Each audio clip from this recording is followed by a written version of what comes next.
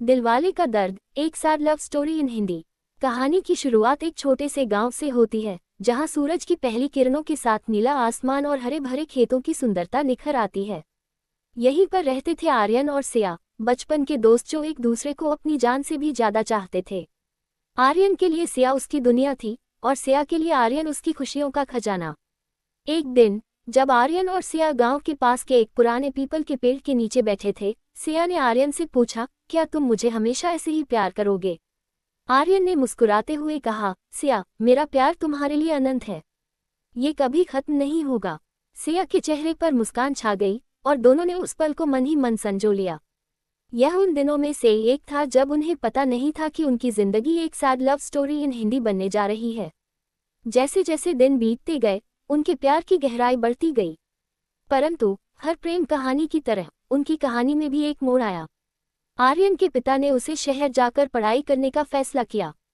आर्यन के लिए यह एक कठिन समय था, लेकिन उसने सिया से वादा किया कि वह जल्दी ही लौट आएगा। ये वादा उनके रिश्ते का एक अहम हिस्सा बन गया और sad love story in Hindi का आरंभ बन गया। आर्यन के जाने के बाद सिया हर रोज उस पीपल के पेड़ के नीचे बैठकर उसकी राह देखती रही। वह दिन रात बस आर्यन के वापसी का इंतजार करती थी। उसने अपने दिल से कभी भी sad love story in Hindi जैसी त्रासदी की कल्पना नहीं की थी। लेकिन हर गुजरते दिन के साथ उसकी आंखों की चमक कम होती जाती थी। शहर में आर्यन ने अपनी पढ़ाई में खुद को व्यस्त कर लिया, लेकिन उसकी आत्मा का एक हिस्सा हमेशा सिया के साथ गांव में ही था। वह हर रोज उसे पत्र लिखता, लेकिन एक दिन जवाब नहीं आया। उसने सोचा कि सिया नाराज हो गई है, लेकिन वह नहीं जानता था कि सिया के जीवन में एक तूफान आने वाला है। ये तूफान उनकी sad love story in Hindi को और भी गहरा बना देगा। गांव में सिया के माता पिता ने उसकी शादी तय कर दी थी।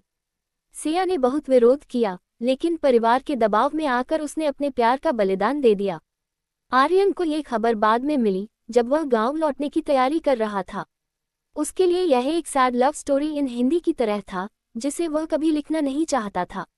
उसने महसूस किया कि उसकी जिंदगी की सबसे बड़ी खुशी उससे दूर जा रही है। आर्यन ने गांव पहुंचकर देखा कि सिया की शादी हो चुकी है। उसने सिया से मिलने की कोशिश की, लेकिन सब व्यर्थ था। वह पीपल के पेड़ के नीचे बैठकर रोया, जहां उन्होंने अपनी अनगिनत यादें बनाई थीं।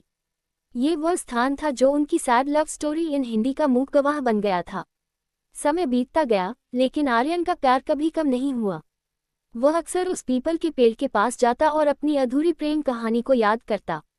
सिया की यादें उसकी जिंदगी का हिस्सा बन चुकी थीं। वह जानता था कि यह एक sad love story in Hindi है, लेकिन उसने कभी हार नहीं मानी। उसने अपने प्यार को अपने दिल में संजो कर रखा, जैसे कि वह एक अनमोल खजाना हो। कुछ वर्षों बाद आर्यन ने सुना कि सिया की शादी सफल नहीं रही। वह उससे मिलने गया, लेकिन इस बार सिया ने ही उसे रोक दिया। उसने कहा, आर्यन, हमारा प्यार हमेशा अमर रहेगा, लेकिन हम अब साथ नहीं हो सकते। आर्यन ने सिया की आंखों में देखा और कहा, सिया, तुम्हारा प्यार मेरी जिंदगी की सबसे बड़ी ताकत है। मैं हमेशा तुम्हारे लिए खुश रहना चाहता हूँ। ये सुनकर सिया की आंखों में आंसू आ गए, लेकिन वह जानती थी कि उनकी sad love story in Hindi का यही अंत था। इस तरह आर्यन और सिया की कहानी एक अधूरी प्रेम कहानी बन गई, जिसे लोग sad love story in Hindi के नाम से जानते हैं। उनका प्यार भले ही अधूरा रह गया हो, लेकिन उनकी यादें हमेशा जीवित रहेंगी। ये कहानी बताती है कि सच्चा प्यार कभी खत्म नहीं होता, भले ही परिस्थितियां कितनी भी कठिन क्यों न हों। आर्यन ने अपने जीवन को सिया की यादों के साथ बिताने का फैसला किया। उसने उस पीपल के पेड़ के नीचे एक छोटा सा मंदिर बनवाया, जहां वह हर रोज आकर सिया के लिए प्रार्थना करता। यह मंदिर उनकी sad love story in Hindi का प्रतीक बन गया, जहां लोग आकर उनके अमर प्रेम की कहानी सुनते और सीखते कि सच्चा प्यार कभी नहीं मरता। सिया और आर्यन की कहानी एक प्रेरणा बन गई, जो लोगों को सिखाती है कि प्यार की ताकत असीमित होती है। उनकी sad love story in Hindi ने कई दिलों को छुआ और यह साबित किया कि प्रेम की यादें समय की सीमा से परे होती हैं। कहानी का यह अंत सिया और आर्यन के अमर प्रेम की गवाही देता है, जो समय की रेत पर अपनी अमिट छाप छोड़ गया। आर्यन ने उस पीपल के पेड़ के नीचे मंदिर बनवाने के बाद अपने जीवन को एक नया मोड़ देने का फैसला किया। वह वहां हर रोज आता, सिया की यादों में खोकर प्रार्थना करता और अपने दिल की बात करता। गांव के लोग उसकी इस श्रद्धा को देखकर प्रभावित हुए और धीरे धीरे वह एक स्थानीय संत के रूप में जाने लगा। उसकी बातें और प्रेम कहानी लोगों को प्रेरित करती थी, जिससे गांव में एक नया उत्साह भर गया। एक दिन जब आर्यन मंदिर में बैठा था, गांव की एक युवा लड़की नंदिनी उसके पास आई। उसने आर्यन से कहा, भाई, मैं आपकी कहानी सुन चुकी हूँ। ये सच में अद्भुत है। क्या आप मुझे अपने प्यार के बारे में और बता सकते हैं? आर्यन ने नंदिनी को अपने और सिया की प्रेम कहानी सुनाई। उसने बताया कि कैसे उन्होंने बचपन से एक दूसरे को प्यार किया और कैसे परिस्थितियों ने उन्हें अलग कर दिया। नंदिनी ने आर्यन की आंखों में सिया के लिए छिपे प्यार को देखा और कहा, आपका प्यार अमर है, लेकिन क्या आप नहीं सोचते कि आपको आगे बढ़ने की कोशिश करनी चाहिए?